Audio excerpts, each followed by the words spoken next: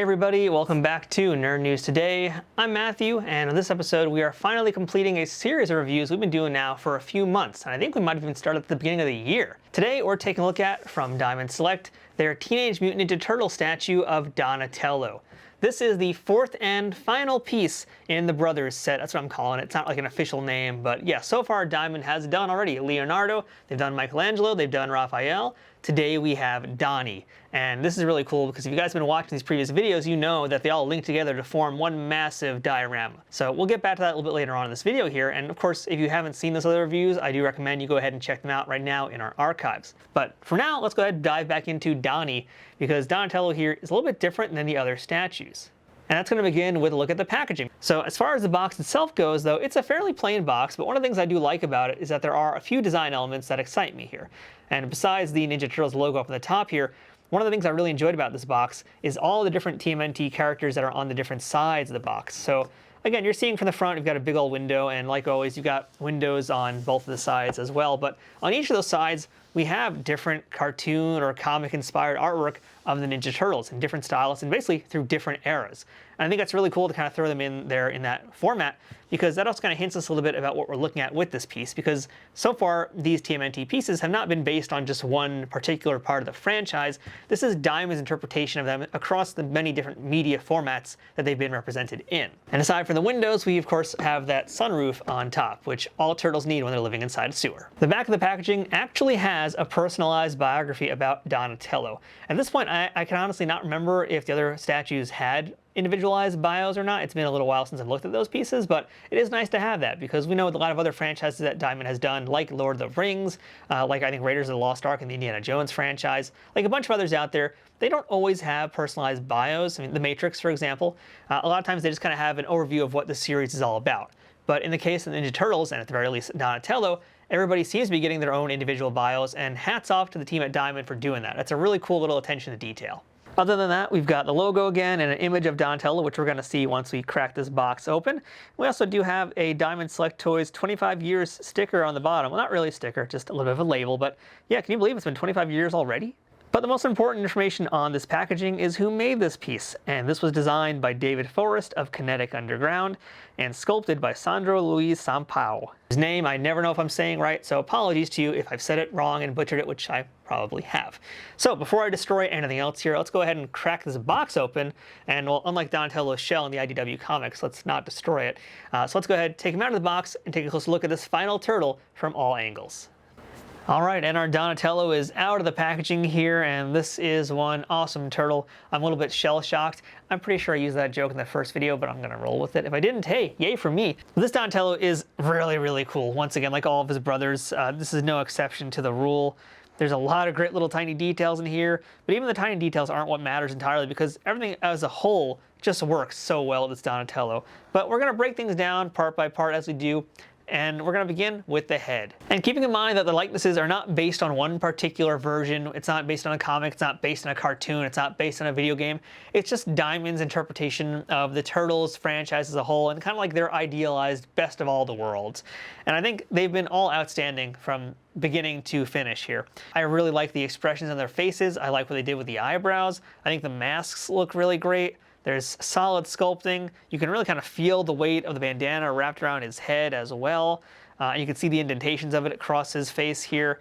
And I also kind of like just how furrowed their brows have been. And Donnie, again, just like his brothers, he has that same kind of look. They're all kind of a little bit, they're all very expressive, let's just say. Like, I was going to say that they're all kind of like angry or whatever, but no, really, they've all kind of varied in how their expressions have been. You know, Leo has been more serious, Raphael has been more aggressive, Mikey was more playful, and Donatello's kind of somewhere in the middle of all of those things here, because he is the brains of the operation, so he's not going to be completely crazy, right? He's going to be a little bit more calculated compared to everybody else. And I think we're seeing that in this piece here, too. And I also do like the throwback with the way the mouths have all been shaped in this piece.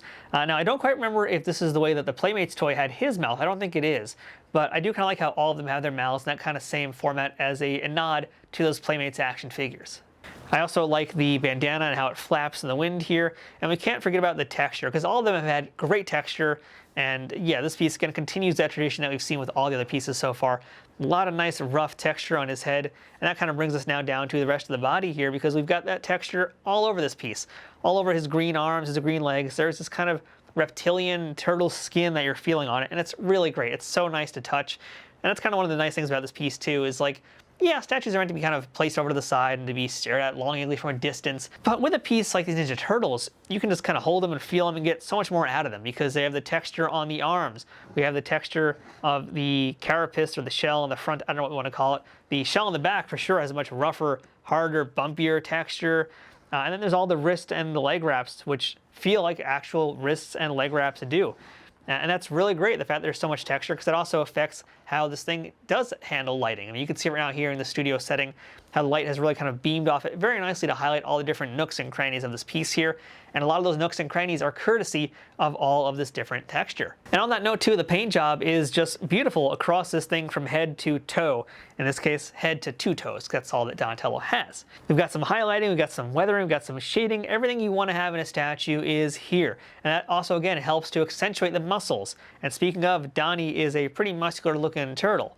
Now, let's say compared to like his brothers, he might not be as thick. I think Donnie is a little bit more slim compared to the other guys. I'd say he's maybe the smallest of the bunch, in fact. I think Leo is probably the big, actually no, I was going to say Raph's probably the biggest, let's be honest here. And they've all been varying sizes. They haven't been all identical as far as their body shapes go. Each one has been a little bit unique. So I think that Donnie is a little bit smaller compared to the others. That's been how he's represented in a lot of different forms of media lately. He's been kind of like the smaller sized brother. And that works for him, because again, he's meant to be the brains, not the brawn. And that's also, I think, represented in his pose a little bit too. This is a very different pose compared to his brothers. You know, like Leo kind of had his swords out, Raph had his sais out, Mikey was skateboarding across the rooftop here. Donnie's kind of like thinking. He's in thought. Mind you, he's not in battle at the moment, but he's about to go into battle, and it feels like he's thinking about what he's going to do next and what's going to happen next. He's kind of like doing that mental math to figure out how this fight's going to happen and how he's going to be involved in it. And I like that because it adds, number one, some verticality to the statues here, because I think Raph and Leo have been a little more hunched over. Mikey has been skateboarding, doing his thing, a little bit more angular. Donatello is more straight up and down. And considering, I think he's meant to go in the back of the brothers here, because again, these statues will interlock when you have all four of them here. So I think another turtle will be here, one's over here, one's in the front, whatever. And so that kind of works for him, because he's going to be standing up in the back, easily visible because of that. And it still works tonally and everything else here. So great choices now. Now, as far as some of the finer details go, as I mentioned, there are many, many of those here, and that begins with really what it makes up his outfit, his quote-unquote outfit, because he's not wearing pants, he's not wearing a shirt, but what he does have here is his little ninjutsu utility belt, let's just call it. So we have the sash that goes across his body there, which would be where his bow staff would be going. Mind you, this is a solid piece here. It can't actually get anything in there, but nonetheless, it's there. We have a bunch of little pouches on his back and on his side. And unfortunately, it's covered up by the arm that has his bow staff, which we're going to get to in a moment here. But he has this much bigger pouch on this hip, and I would assume that's kind of meant to hold some of his tech stuff, let's just say. I feel like that's what's going to be in there. We also have a can of spray paint, it looks like, on the side here. It's either spray paint or possibly a smoke grenade, or you know what, actually no, I take that back. It's just a water bottle. It's just a metal water bottle. He is smart. He stays hydrated in fight. That is good for Donatello. And we also have the D for the belt buckle there. All turtles have had unique belt buckles with their initials in them. Let's talk weaponry now as well. We've got the bow staff here in Donnie's hand. It might look like it's about to slide out, but no, it is a little bit loose, don't get me wrong, but it still is firmly in place. It's not going to like pop out anytime soon. It's not moving. I'm trying to get it to budge, but it's not going to happen. So we've got some great detail on this. It looks like a piece of solid wood. That's the nice thing about this. This doesn't feel like it's, just like a little piece of fiber wood pressed together. This feels like someone carved down a tree or something, or a big old branch into what we have here, wrapped some gauze around it, and that's your bow staff. Just looks really marvelous. And again, on the same texture front, we kind of mentioned the wrist wraps, how there's a lot going on in there. Same on both sides, same with the legs as well, the knee pads, like just so many little details. But again, small details, big details, they're all working together to make just one real amazing statue. And I should also point out too that they also have fingernails on themselves, fingernails and toenails, which are kind of weird, almost Shrek-like, I'd say, because they're kind of dirty looking, especially Donatello. He's got some crud on those nails. He needs a mani-pedi sometime soon. But anyway, let's keep moving down to the base here, because the base is, again, really, really cool. They've been excellent across the board. Donnie's looks like it's a little bit smaller than his brothers, because again, he does seem to be a little bit smaller overall the more I look at him. But they still packed in a lot of little details. So we've got in the very front a mouser, which that's really cool. I think we've been basically getting teases of mousers across the board. Again, I haven't looked at my TMNT statues for a few months now. They've kind of come out months apart, but I think they've all had pieces of Mausers. This feels like the first one that's been super whole. Like, this is the most solid looking Mauser we've seen there. And we've got some bricks as well on there.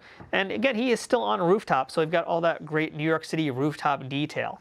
Now, the front of this piece here is smooth because, reminder, this is the part that's going to fit into your other statues to make them into a giant diorama. On its own, though, it still looks great as it is, and it's going to look just fine sitting like this, but truly, you need to have the other three brothers to help make this one solid, wonderful looking, enormous diorama. Now, one thing you got to watch out for here, and this is kind of a surprise to me too, is my Donatello is a little bit loose. And when I say that, I mean his feet and the base, they're kind of floppy a little bit here. It might not be the easiest to tell on camera, but you can see there's a little bit of wiggle with that base there. Oh, in fact, actually, no, Donnie just came out. So I think you can see it here better on this side now. It just popped out. So I think this is one of those buyer beware situations. I believe it's meant to be further in there, but it feels like it wasn't glued down all the way or something. So he's kind of popping out of the base there. This is easily fixed on your own. Get yourself some Gorilla Glue and just seal it up, but it shouldn't be like that. So just be careful in case yours is like that. And in that case, if you are going to order it from someplace like Amazon, where you could easily return it and get a different one if it is busted or messed up. I don't think it's going to be a recurrent problem though. This is the first time it's happened to me really in any diamond statue, and especially among all four turtles. You know, this is the first time I had this issue. So just be careful out there in case this does happen to you. So overall final thoughts is this is just a perfect way to end this Ninja Turtles series. I've had nothing but good things to say about them from the beginning, and I'm kind of sad to see this series end the way it is, because yeah, I get it. There's only 4 turtles total, right? So it has to end at some point, but this has been one of the strongest statue lines that they've done, I think, in a while. You know, I've been a fan of the John Wicks. I've been enjoying the Matrix statues. I've looked at a lot of Marvel things and all sorts of other franchises that they've done, Lord of the Rings. But for me, I think what they've been doing with the Turtles has just been so exciting to look at visually. They're just such great pieces, and I can't get over how good they look. So truly, if you're going to buy them, go ahead and get these. These are the ones to get, and best of all, they do link up to make one enormous diorama, as I've said throughout this video, and that alone just makes it worth getting. There are other places doing similar things out there. I know Iron Studios is doing something like that as well, but you're going to spend Iron Studios money. This, you're spending Diamond Select money on, and that's a pretty huge price difference between the two of those things. I'll let you do your homework to see which one's cheaper, what the prices are, because I know that they fluctuate constantly. But as far as what you're getting with money, as far as what you're getting with the appearance, the size, scale, the detail, I think you can't go wrong with these Diamond Select Ninja Turtle pieces. Now, speaking of, if you want to pick up one of these for yourself or get the entire set of all 4 turtles, go ahead and check out my affiliate links in the description of this video below. If you click on any of those links, it helps support this YouTube channel at no extra cost to you. And hey, don't forget to let me know what you think about these turtles in the comments below. So that's our look at the final Ninja Turtle in this TMNT review series. That's our Donatello PVC figure diorama from Diamond Select. And man, these things are so great. I hope there's more turtles on the way. And we do have, by the way, I should mention, a Last Ronin statue. We looked at that, I think, about a year ago. So there might still be more turtles things coming from Diamond. You never know. So yeah, if they're like this, I can't wait to see what else they do. So until next time, I'm Matthew. This has been Nerd News Today. Thanks for watching, and we'll see you guys here next time. Turtle Power.